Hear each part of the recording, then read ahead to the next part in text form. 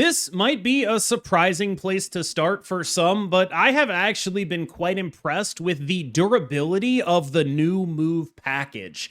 This is a deck put together by Derek. I modified it slightly to get Hellion in there, so obviously I changed one card. That makes it mine. Now, this list allows you to have a lot of flexibility in terms of point outcomes, and really sort of is perhaps the best Juggernaut abuse list on the entire planet. This is a list that can fully redistribute the entirety of the points it has played in the game into one lane, and then Juggernaut another lane and win that other lane because that's what the text on Juggernaut says. This is a deck that is built on a sort of small ball move package. You're not getting to enormous numbers a lot of the time. Gotten a couple 32 power Human Torches, but nothing that's like absolutely ridiculous consistently. What you're doing is playing a relatively smaller move package. Notably, Human Torch and Vulture, both still quite good at doing this, and then Juggernaut type stuff as your finisher. This means that your major carries are Human Torch and Craven, secondary carries are Vulture and Dagger, and the rest is here to set up. And the reason this is still a functional list is because even if you aren't getting fully scaling guys, you are getting Cloak, who is a 2/4, Topaz, who is a 3/5, the ability to redistribute all of your stuff, and you're probably scaling at least one of those guys into your late game Juggernaut Cosmo final turns to shut down the interactions that your opponent has. One of the things I really liked about Hellion was that it let me play for priority in multiple ways. This is a card that allowed me to play for priority and then correct the mistakes I made when playing for priority, which is very important in a deck like this. Oh, I have made some suboptimal decisions in order to get prio into my Juggernaut turn. Hellion makes those suboptimal decisions amazingly good decisions.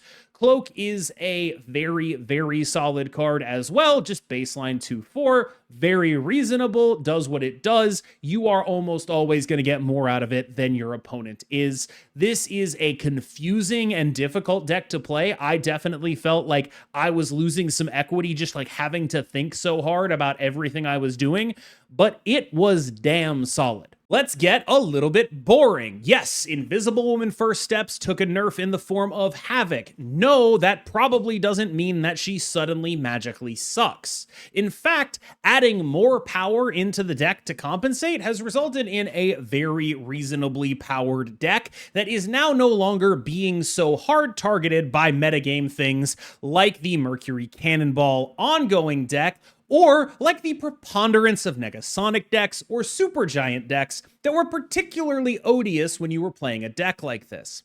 This deck is pretty light on tech in order to fit in the Marvel Boy package. I'm doing this in part because I want to be able to take advantage of that while I can. It's possible I'm going to need to start Kyeraing, or we can start reinvestigating other end-of-turn strategies. But right now, to compensate for the lost points on Havoc, my instinct is to go the direction of Marvel Boy, which allows us to fight for priority and create a lot of power on the board when our nut draws happen. This is a card that scales +3, much like many of the other cards in here, and because this deck is no longer being specifically hard targeted, at least in my experience, I ran into exactly 0 Supergiants, exactly 0 Ghosts. Obviously, your experience elsewhere might be clear, but my understanding of Ghost as is right now is that it is a much less relevant and worse counter than Supergiant is. I am way more scared of a Supergiant than I am of a Ghost. Ghost can blow you out, but you kind of are aware of that stuff. Supergiant will just kind of end you whenever it happens.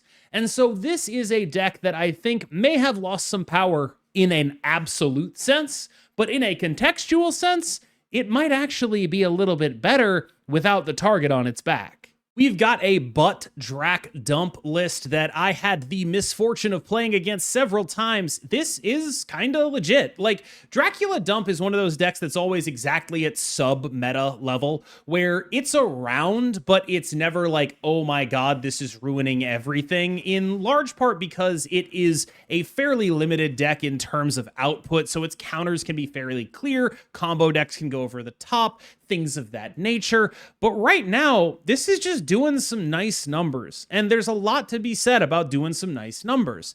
Basically, nobody, realistically, is playing Red Guardian, and that means that your Dracula just gets to sit there doing his thing. The overall point output of a lot of decks in the meta is lower because they're no longer playing a card that absolutely cheats, named Mr. Fantastic First Steps. And so that leaves this deck in a metagame that is relatively lower powered, which is really where this deck starts to thrive. It's not always going to be relevant in every metagame. Some metagames have a much higher point ceiling that makes you feel like a complete moron for ever trying to play a 6-drop. Right now, we're not in one of those, but I think a lot of that is that this metagame is new and it hasn't fully formed yet. And it's entirely possible that it could turn into one of those high ceiling metagames where you feel bad because your Hulk costs 6 and your opponent's Hulk costs 2. Looking at you, Thena. And so it is entirely possible that this deck sort of gets crept out. But for right now, it was legitimately good. And I actually want to give a special shout out to Spider-Man 2099.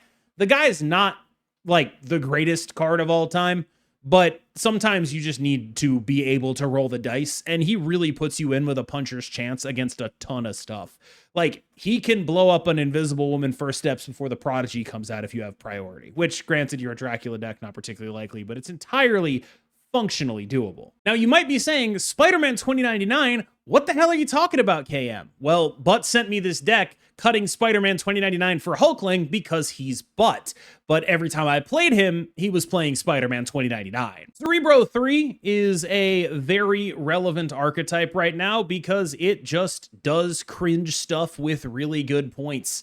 This is a deck that you should absolutely decide to play if you're sick of getting railed by Cannonball Mercury. Take Cerebro 3 out for a spin.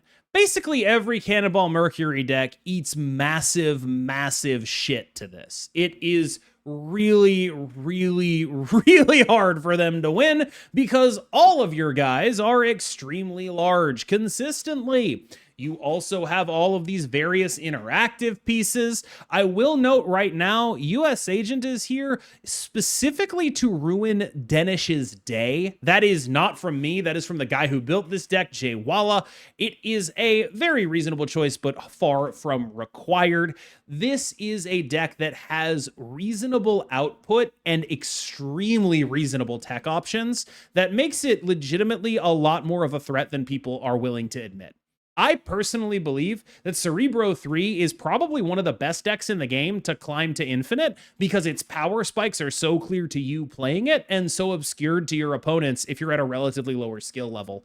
This is a very, very powerful deck that does very, very powerful things and has the potential downside of totally eating crap when you do not draw Cerebro. I mentioned Denish earlier. He is pretty convinced that this is the best deck in the game. When I played it, I basically never drew Redshift and Corvus, so it was totally non-functional for me. But there are plenty of people playing this Hela list right now. I am not overly convinced that it is something to be absolutely horrified of, but I could just be totally wrong. It's definitely the kind of deck that is not super fun to have in the game. A little bit of an autopilot deck. You either do your thing or you don't. It's sort of like Hela is Mr. Negative now, where it's like, well, here's my thing. Oh, I did it? Guess I win. Oh, I didn't? Guess I lose. A lot more on rails than I think a typical Denish Hela build would be, which is interesting, I will say. I don't particularly have this like massive fear of it right now, but I think a lot of that is due to play rate. It's possible that if a bunch of people start playing this, that could end up really bad. But largely it's just like, I mean, I'll put Stardust in there, and Stardust is actually still quite good here. Like, yeah, they can do their thing and maybe, you know, bring back one thing off of a Ghost Rider first, but Stardust not only shuts down the whole Hela game plan, it does so with cube equity. If you have priority going into turn 4, they don't even get the Ghost Rider. It shuts down Jubilee, it shuts down Blink. It's pretty ridiculous. So really, this is more to make the use case for if you start seeing Hela, you can probably beat it by putting Stardust in your decks. That said, the advantage that this deck gets by having Agatha in the opening hand a la Redshift is notable, like having that extra effective draw. means that you are basically always going to do the thing. As long as you redshift away that Agatha into a Corvus, you're just kind of doing what you do, and you're more likely to have those cards in your opening hand or on turn 2 or on turn 3 because of the way Agatha works. I do think that my ultimate conclusion is they've probably got to do something to Agatha, whether this is the most insane thing in the world or not, and reasonable people can disagree on this. I just think it's stupid that Agatha works like this and is only used as this like deck thinning discard tool. That sucks. It's just not fun. It's what happened in Grand Arena. It's happening here. It's just not really a thing that should be in the game long term. And I realize that this might be a little bit of a, I don't know, tangential kind of deal. But I kind of just think they should get rid of that Agatha starts in your opening hand crap, or make sure that she just draws a card less or something like that. Like, just Quicksilver her instead of the Agatha thing, because it just seems like a massive oversight at this point. If you want to play a more traditional move list, this one comes from Eggy, who has been a big-time move gamer recently. And his opinion was that it actually got buffed in the OTA. And I don't necessarily think that is like a guarantee, but I think people were very, very quick to say that they murdered move. And right now, I gotta tell you, I'm playing more move than I ever have. Like, these new move cards are actually pretty cool. Having your biggest guy no longer die to a Killmonger is actually pretty cool. Being able to have such a high floor on all of your cards is actually pretty cool. All these cards that are just like relevant and good, Hellion and Cloak, these are just like good bodies for the cost a lot of the time, and they're your floor. And I think that that is sort of the thing that really sticks out to me about these decks is like, great bodies for the cost with real legitimate upside with every single scaler you have. I'll also note that the previous deck I was playing with Hellion in it, one of the things that really stuck out to me was that I missed having Heimdall. And I get that I can't do that in the Juggernaut shell, but Heimdall with Hellion is just like, that's so completely disgusting. Hellion on the right, Heimdall things. It's very, very, very, very good. And I missed having that option. This deck's going to put points on the frickin' board. It just is. That's how it goes. And it does that in a consistent and powerful way that allows it to interact with basically everything, compete on points with basically everything. This deck can do some frickin' numbers. Are you ready for the greatest deck building revolution of the century? Okay, check this out. Derek's Moon Girl list, take out Mr. Fantastic First Steps, put in Herbie. Whoa, we did it. We broke Marvel's snap. Anyway, this is the same Derek Moon Girl list that has been around for a while now. Victoria Hand is one of the easy picks as a winner of this OTA, since Invisible Woman First Steps got nerfed and the move package got changed a little bit. That sort of leaves Victoria Hand in a sort of pole position as the lone unnerfed elite deck in the game. V-Hand and IW were sort of competing for that. Personally, I think they still are, but it does mean a lot that Victoria Hand can just output a lot of points, have some interactive tools, do a lot of strong stuff. There are so many incredibly powerful lines in this, although you will have to make sure that you measure your aggression and generally understand exactly how you want to do your point output, because you also have to focus on how many cards are in your hand. You don't just have to manage your hand space, you have to manage your board space. And board space is really at a premium in a deck like this because a lot of the purpose of your hand stuff is so you can create things that you then play. You end up with full boards a lot, so if a location clogs you up, that can be quite bad. So managing the space available on both your board and in your hand is a pretty important skill with this deck. It's not just autopiloting. There were a lot of decisions where I had to choose between, say, making a Victoria Hand copy and making a demon. And you have to actually sit there and math those out. Getting that extra demon, how much do I care about the board space? Would I rather have this V-Hand copy? And a lot of the time, you end up defaulting to the one that allows you to have the most board space. It's not always, but it happens a lot. And so that is definitely something to keep in mind when you play the list. Fox's ongoing deck is one of the best decks in the game right now and might be the safest pick for just powerful and easy to play One of the things that's really apparent about this metagame is absolutely zero people are playing Enchantress right now. They just aren't doing that. There are so many diverse threats being presented that nobody can afford to run Enchantress. Everyone who would normally run Enchantress is playing Juggernaut and Negasonic instead, maybe a Stardust. There just aren't any Enchantresses, and that leaves an ongoing deck in an incredibly powerful position. This deck gets to use the weird interaction between Moonstone and Mercury to allow your Moonstones to move as well, at least once if they're on the Mercury lane, and that means that you can redistribute a ton of power as well as access Cannonball at his full potential. One of the things that I think people don't realize about this deck if you're playing against it is that there are fairly limited point outputs for it. You can do a lot of multiplicative stuff, but they're not always going to go exactly as tall as you might think. That means that this list is a powerful, but still fairly predictable option. There's a lot of threats in here and a lot of different things you can do, but ultimately, kind of a lot of them are the same. I've also seen a couple of people experimenting with astral projection in the Electra slot, in large part to get extra Cannonball or Spectrum procs. I think that's very funny and very cool, and you should absolutely give it a shot if you try the list out. Speaking of how Enchantress is fake, Cerebro 2 takes full advantage of the fact that Enchantress is fake. It does have meaningful ways of dealing with potential Enchantresses, like Goose, for example, protecting you from them, or Storm, for example, could protect a Cerebro from them, but like being realistic, it kind of doesn't. There's a lot of like discount in any deck that plays Enchantress at this point, which is basically just Ceratech. They're going to get that 3-cost Enchantress under your Goose anyway, and then your Goose might be a little bit cooked, as they say. Now, I think reasonable minds can disagree on this one. The inclusion of Blue Marvel.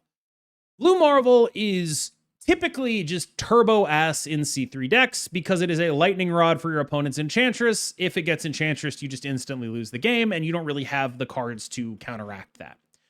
There are so few Enchantresses right now that it might actually just be fine to run Blue Marvel.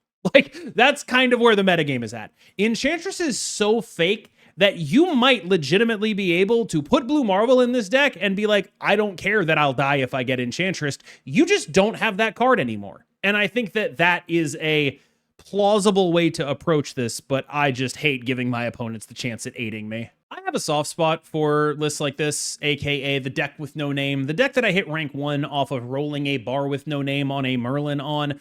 Of course I have a soft spot for it. I have been pretty consistent on this. I think Mercury Cannonball is a little messed up. The combination of Mercury Cannonball Fenris Wolf is what really puts it over the top.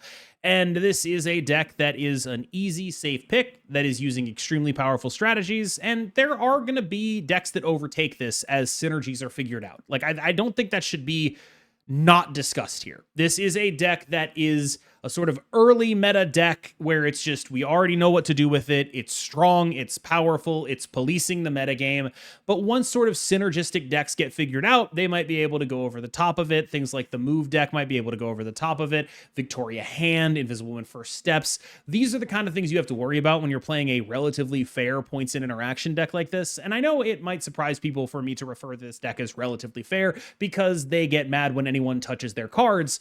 But I do think that this is a deck that has a sort of hard capped ceiling where it's like it can only ever be so big, and you just keep the sort of interaction possibilities they have in mind, and you understand, you know, maybe you're playing discard, maybe you're playing move, maybe you're playing Invisible Woman, that you're just going to outpower them a lot of the time.